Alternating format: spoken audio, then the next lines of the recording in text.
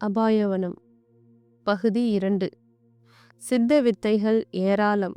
நீர்மேல் நடப்பதில் தொடங்கி அந்தரத்தில் மிதப்பது வரை அதில் பல உண்டு. அதேபோல் கூடு பாய்வது, சமாதி ஆவது, செத்து கிடப்பது என்பதும் அதனுள் அடக்கம். ஆனால் தெளிந்த சித்தனுக்கு இது எல்லாமே அற்பம். உண்மையில் சித்த வித்தையில் மேலானது ஆசையை விடுதல், பாசத்தை கொல்லுதல், மதிப்பு மரியாதையை குப்பை போல கருதுதல், இவ்வுலகையே துச்சமாக எண்ணித் திரிதல் போன்றவைதான். உலகை துச்சமாய் கருதிவிட்ட சித்தனுக்கு மிக ஏற்ற இடமும் வனம்தான். வனவியாசம். குருவால் பார்த்த கண்களை மூட முடியவில்லை. அந்த சிவப்பிரகாசமோ எனக்கென்ன என்று கண்களை மூடிக்கொண்டு அந்தரத்தில் மிதந்து கொண்டிருந்தார். குருவுக்கு இக்காட்சியை பரணியும் பார்க்க வேண்டும் என்று தோன்றியது. விறுவிறுவென்று திரும்பி மொட்டை மாடிக்கு வந்தான். பரணி, பரணி, என்னடா, எங்கடா தண்ணி? அதெல்லாம் பொறவு. நான் இப்போ ஒரு அதிசயத்தை பார்த்தேன்டா. நீயும் வா, வந்து பாரு. என்னடா சொல்ற? எந்த அதிசயத்தை இந்த ராத்திரியில பார்த்த? பேசுறத நிறுத்து, எழுந்துரு, வா என் பின்னால. என்ன, யாராச்சும் கதவை திறந்து வச்சுட்டே மாடிதானேன்னு உல்லாசமா இருக்காங்களா? ஐயோ, அந்த வர்ம கிழவன் இல்லை, சிவபிரகாசம் இப்ப வந்து வானத்தை பார்த்துட்டு போனானே, அந்த ஆளுக்கு என்ன? அந்தரத்துல மிதந்துட்டு இருக்கான்டா. மிதக்குறானா? அந்த ஆளா? நீ கேள்வி கேட்கறத விட்டுட்டு முதல்ல வரியா? பரணியும் எழுந்து இடுப்பு துண்டு லங்கியை அவிழ்த்து திரும்ப கட்டி கொண்டவனாய் குருவை பின்தொடர்ந்தான். அந்த 6வது பிளாட் வாயில் கதவும் திறந்தே இருந்தது. பூனை போல குரு முதலில் நுழைய பின்னாலேயே பரணியும் நுழைந்தான். ஹாலில் அந்த சிவபிரகாசம் அமர்ந்திருந்த நிலையில் ஏதோ புத்தகத்தை புரட்டி கொண்டிருந்தார். குருவுக்கு சப்பென்று ஆகிவிட்டது. அவரை மேலும் கீழுமாய் பார்த்தான். என்னப்பா, எங்க வந்தீங்க? இல்ல, நீங்க. நானா? எனக்கு என்ன? நீங்க நீங்க அதோ மேல அந்த அந்த இடத்துல அந்தரத்துல கொஞ்சம் முந்தி உட்கார்ந்துருந்தீங்க. நானும் பார்த்தேன். ஆனா இப்ப கீழே உட்காந்து புத்தகம் படிச்சுட்டு இருக்கீங்களே. நான் மேல அந்தரத்துல உட்காந்துருந்தேனா? என்னப்பா சொல்ற? கனவு கிணவு கண்டியா? அட, நான் இப்ப தண்ணி எடுக்க வந்தப்ப பார்த்தேங்கிறேன். அது எப்படிப்பா? போ, போய் படுத்து தூங்குற வழிய பாரு என்றார் அவர். குருவின் முகத்தில் பலத்த ஏமாற்றம்.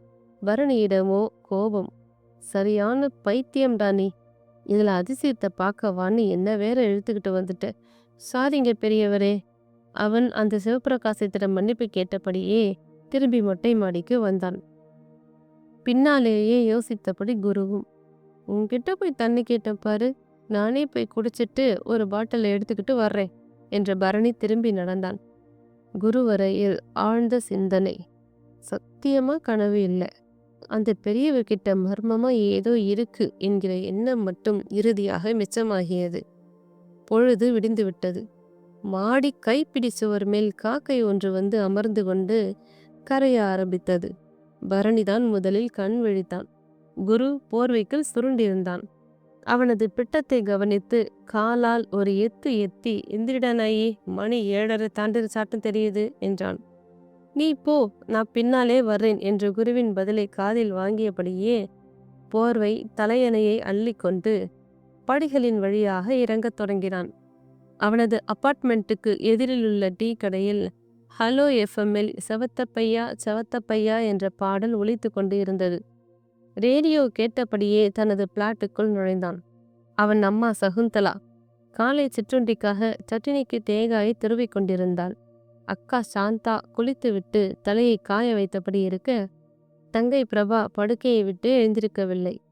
பரணி முதல் காரியமாக சுவர் கடிகாரத்தை பார்த்தான். மணி 7:30 தொட்டிருந்தது. இப்போது அவன் வசம் இருப்பது 1 மணி நேரம்தான். இதில் சவரம், குளியல், உடைகளுக்கான இஸ்திரி போடுதல், பின் டிஃபன் சாப்பிட்டுவிட்டு மெடிக்கல் ரெப்ரசன்டேட்டிவ்களுக்கே உண்டான தோல் பையை தொட்டு தூக்கி கொண்டு தலைக்கான ஹெல்மெட் என்னும் இரும்பு சட்டியையும் சேர்த்து எடுத்துக்கொள்ள வேண்டும். ஏதோ போர்க்களத்துக்கு போவது போல ஒரு பாவனை. அது கொஞ்சம் உண்மையும் கூட. ஒவ்வொரு மருத்துவமனைக்கும் போய் விசிட்டிங் கார்டை கொடுத்து விட்டு பின் தேவடு காக்க வேண்டும். அப்போது சுற்றிலும் ஒரே நோயாளிகளாக இருப்பார்கள். இருமல், இழுப்பு, காய்ச்சல் என்று ஆளுக்கொரு நோய். அவர்களுக்கு நடுவில் எலும்பும் தோலுமான ஆஸ்பத்திரி பெண் உதவியாளர்களின் புண்ணியத்தில்தான் டாக்டரை சந்திக்க வேண்டும். கழுத்தில் டையை கட்டிக்கொண்டு பார்வைக்கு சுந்தர புருஷனாய், ஆனால் தேவடு காப்பானாய் வாழும் இந்த ரெப்ரசன்டேட்டிவ் பிழைப்பு இருக்கிறதே.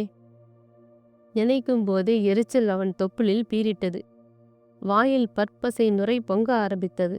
முதல் நாள் ஒரு டிஸ்பென்சரியில் படு அழகாய் த்ரிஷாவுக்கு தங்கை மாதிரி ஒருத்தி இருந்தாள். பரணி பேசும்போது அவன் வாய் நாற்றமோ என்னமோ முகத்தை சற்று சுணங்கி கொண்டாள். அது ஞாபகம் வரவும் பிரஷை வாயில் கடாமுடாவென்று விட்டு ஆட்டினான். ஒரு வழியாக பல் துலக்கி விட்டு வரவும் அக்கா சாந்தாவே காப்பியோடு வந்து நின்றாள். பின் அவன் குளித்து விட்டு வரவும் இஸ்திரியும் போட்டபடி இருந்தாள். ஐயே அக்கா, நீ எதுக்கு சிரமப்பட்டுக்கிட்டு, நான் பார்த்துக்கிறேன் விடு என்றான். நீ போய் டிஃபனை சாப்பிட்டுட்டு வாடா, நான் போட்டு வைக்கிறேன் என்று அவன் வசம் இஸ்திரி பெட்டியை தராமல் அவளை தேய்த்தாள். பின் அவனும் அள்ளி விழுங்கி விட்டு வந்தான். ஆடை தயாராக இருந்தது. அணிந்து கொண்டான். டையையும் எடுத்து கட்டினான். கண்ணாடி முன் நின்று அப்படியும் இப்படியும் பார்த்து கொள்ளவும், அக்கா, நம்ம வீட்டுக்கு சிம்பு வந்திருக்காரா என்ன என்று கேட்டபடியே படுக்கையிலிருந்து எழுந்து வந்தாள் தங்கை பிரபா. சிம்புவுக்கு இங்கே என்னடி வேலை? தூக்கத்துல கனவு கனவு கண்டியா? அட, நீ வேற என்று பரணி அசட்டு சிரிப்போடு பார்த்தாள். எக்கா, இவன் என்ன சொல்றா, உனக்கு புரியலையா என்றான் பரணி. அப்படியா விஷயம்? என் தம்பியை பார்த்தா உனக்கு கிண்டலா இருக்காடி? எனக்கு எங்க அண்ணனை பார்த்தா பெருமையா இருக்கு. நீயே கிண்டல்னு எடுத்துக்கிற? அப்ப நான் சினிமாவில் சேரலாங்கிற? ஆமாண்ணே, போய் எப்படியாவது ஹீரோ ஆகிடு. அப்புறம் நம்மளை யாரும் கையிலேயே பிடிக்க முடியாது. பிரபாவுக்கும் அவனுக்கும் இடையேயான கலகலப்பான பேச்சுக்கு தன் கடுமையான பார்வையால் ஒரு முற்றுப்புள்ளி வைத்தாள் சகுந்தலா.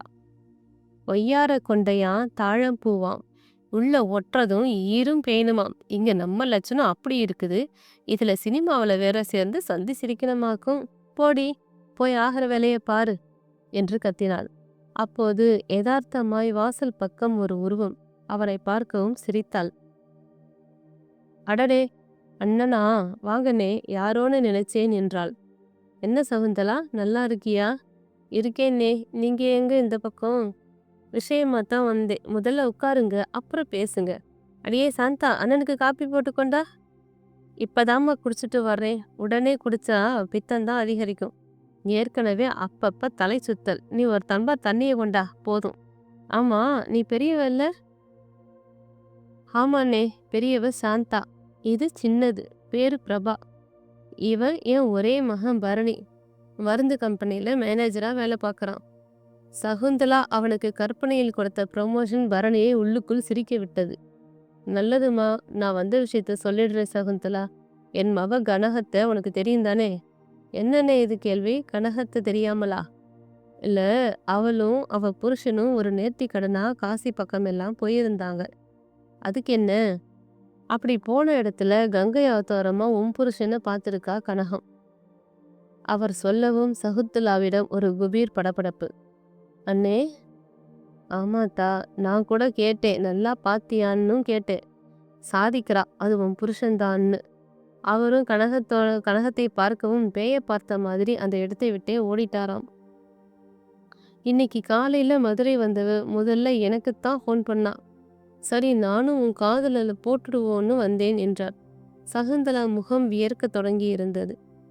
6 வருடங்களுக்கு முன் சகுந்தலாவோடு சண்டை போட்டுக்கொண்டு எங்கே போனார் என்றே தெரியாமல் போய்விட்ட மனிதர் இப்போது காசியில் இருப்பதாக தகவல். அதுவரை பொறுமையாக அவர்கள் பேச்சை கேட்டபடி இருந்த பரணி, ஏங்க, இதை சொல்ல காலங்காத்தால வந்துட்டீங்களா? எங்க வரையில அவர் செத்து போயிட்டார். அவர் காசியில இருந்தா என்ன, இல்லை எங்க இருந்தா என்ன? இனி இந்த வீட்டுக்குள்ள அவரை பத்தி பேசிக்கிட்டு வராதீங்க என்றான். அவன் பேச்சில் கோபம் தெரிந்தது. அப்பு, உன் கோபம் எனக்கு புரியுதுப்பா. இந்த குடும்பத்தை உன் தலையில சுமக்கிற சுமை தாங்காம நீ பேசுற.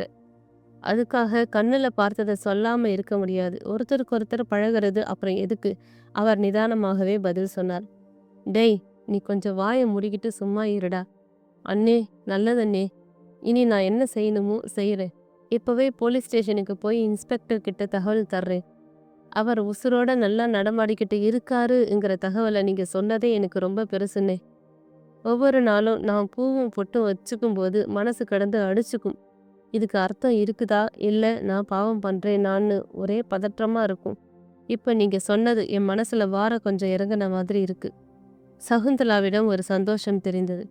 சரிம்மா, அப்ப நான் வர்றேன். ஆமா, இங்க உங்க குடியிருப்புல ஒரு வர்மானி இருக்காராமே, உனக்கு தெரியுமா? வர்மானியா? அப்படின்னா?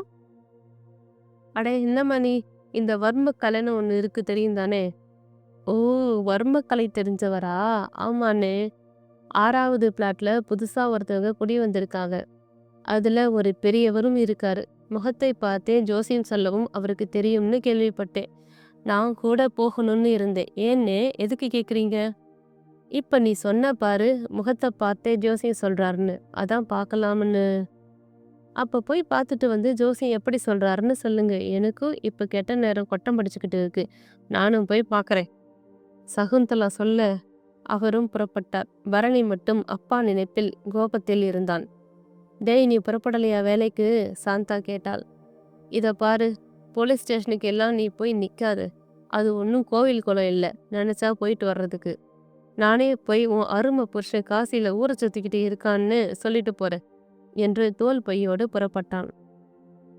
வெளியே வந்தவன் படிகளில் இறங்கி முதல் தளத்தை அடைந்தபோது பார்வை அவனது கட்டுப்பாட்டையும் மீறி சரண்யா என்று அவன் நேசிக்கிற பெண் அந்த பிளாட்டில் கண்ணில் படுகிறாளா என்று ஒரு பார்வை பார்த்தது. அவளும் பிளாட்டிலிருந்து அவனை பார்த்தாள். சுடிதார் அணிந்து துப்பட்டாவை கழுத்தில் சுற்றி கொண்டு கையில் ஒரு புத்தகத்தோடு அவள் பார்த்த பார்வையில் 1000 மின்னல்கள். அவனும் பரவச உணர்வுகளோடு கடந்து கீழே போய் சரிந்த நிலையில் நின்றிருந்த தன் பைக்குக்கு உயிர் கொடுக்க முனைந்தான். கச்சிதமாக குருவும் வந்து நின்றான். லுங்கி சட்டை என்கிற தோற்றமே அவன் இன்னும் குளித்து தயாராகவில்லை என்பது போல இருந்தது. என்னடா, நீ இன்னும் குளிச்சுட்டு ரெடியாகலையா என்று பரணி கேட்க, பதிலுக்கு ஊமை பாஷையில் முக ஜாடைகளோடு என்னால் பேச முடியவில்லை என்றான் சைகையில். பேச முடியலையா?